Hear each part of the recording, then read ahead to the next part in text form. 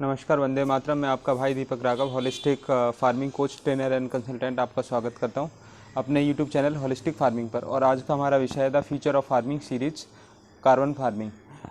मैंने काफ़ी समय से एक वर्कशॉप अटेंड कर रहा था ऑस्ट्रेलिया में और यूरोप में, और वहाँ पे कार्बन फार्मिंग की बात चल रही थी। तो मैंने सोचा कि मैं आपको कार्बन फार्मिंग से इंट्रोड्यूस करवा दूं, क्योंकि जो विदेशों में होता है वो इंडिया के लोग कॉपी करते हैं।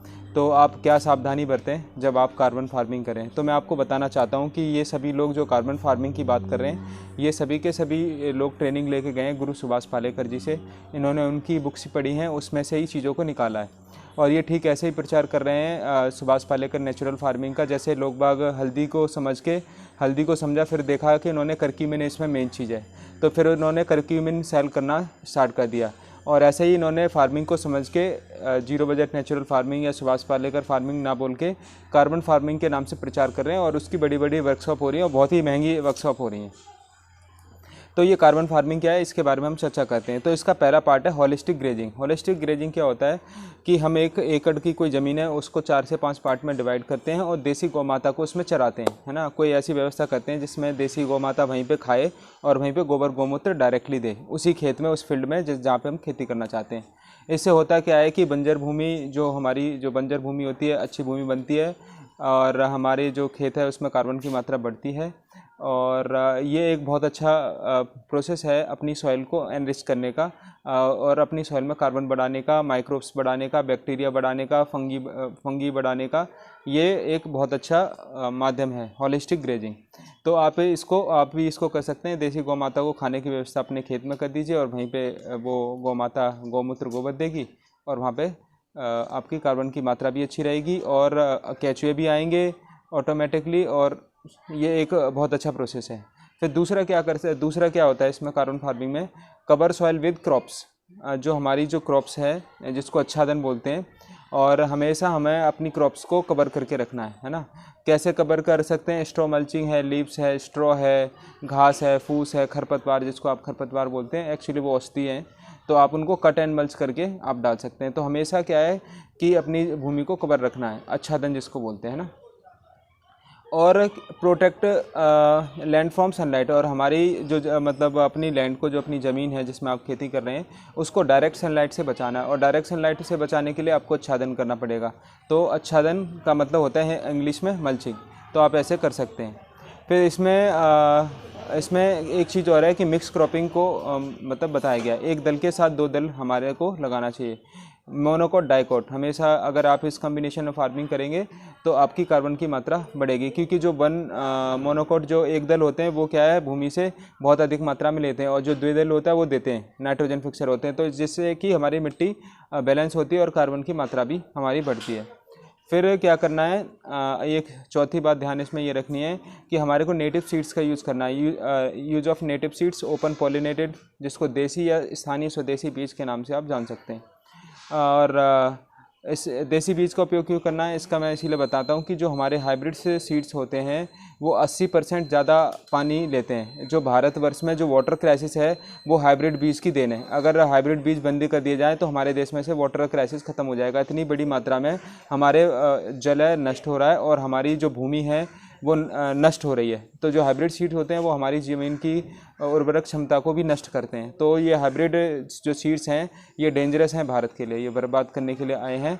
और ये भारत सरकार और जो MNC कंपनी है उनका एक कोलैबोरेशन है इस देश को बर्बाद करने का।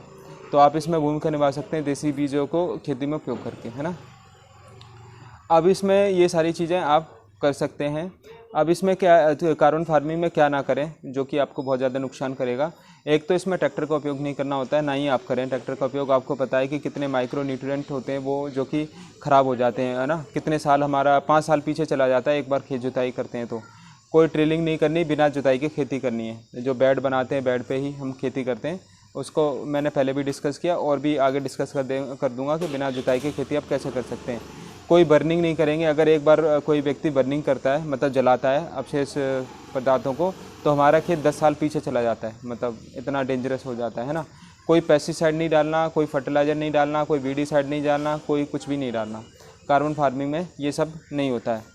एक सबसे सावधानी इसमें बरतनी होती है कि कभी भी आप अपनी ज़िंदगी में गलती से कृषि विनाशकारी केंद्र, जिसको कृषि विकास केंद्र बोलते हैं, उसको मैं कृषि विनाशकारी केंद्र के कृषि विनाश को जो करने वाला, जो किसानों की ज़िंदगी करने वाला व्यक्ति, जिसको कृषि वैज्ञानिक बोलते हैं, उसके चक्कर में कभी ना फंसें।